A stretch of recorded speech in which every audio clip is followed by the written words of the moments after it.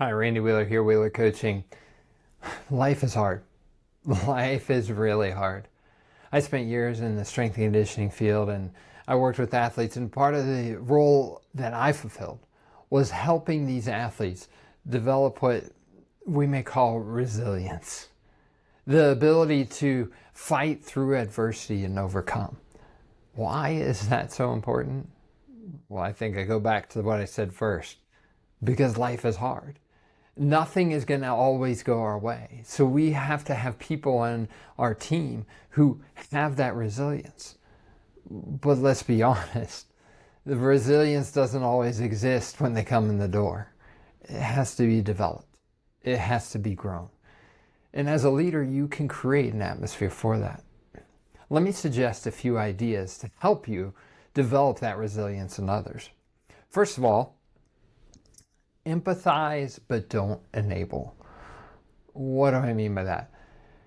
Have empathy for the struggles they're going through, but don't enable excuses. Create a safe space, maybe what you could call the 24-hour rule.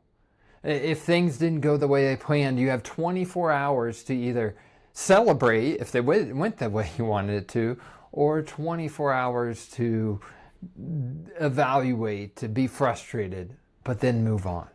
Whether there's a celebration or a frustration, 24 hours and then move on. Creating this space with this 24 hours creates a safe community to make mistakes. The people on your team need to know that if the mistake happens, they are going to be okay. They're not going to live in constant anxiety of what's going to happen. So as a leader, how do you respond when people make mistakes? That's another video for another day, though. Next, test their thinking. What do I mean? Is their thinking when something happens, is it accurate? Is it true? Is it just an opinion? Are they creating a story? Take the time to help people be able to be aware of what they're thinking and test it to filter it through a lens of, hey, is this true? Is this right? Is this accurate? Is it what is really the case? Look at the facts and test, is this really true? That'll help people develop the resilience to prevent creating a story and be more effective at what they do. Next, love learning. What do I mean by that?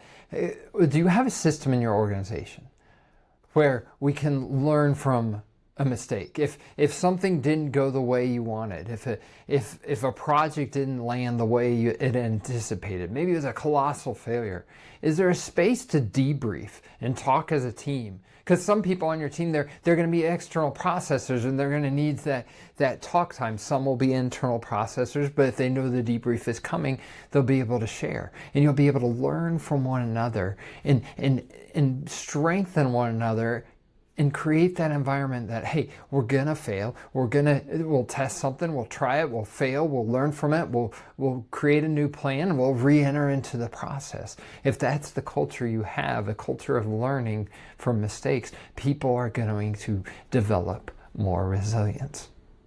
And then the final one is stretch. Stretch to grow. So if you're old and the muscles are tight, what do you have to do? Well, one, you have to get up and move, but sometimes you gotta stretch. And stretching is uncomfortable. I don't know about you, but the older I get, the more uncomfortable stretching is. My toes feel further away. The floor feels further away. But if you want to stretch and develop a muscle, what do you have to do? You got to get out of your comfort zone. You got to do things you haven't done before. You see, building resilience is like flexibility. We have to stretch every day. Let me say that again. To be resilient, it's like being flexible and building flexibility.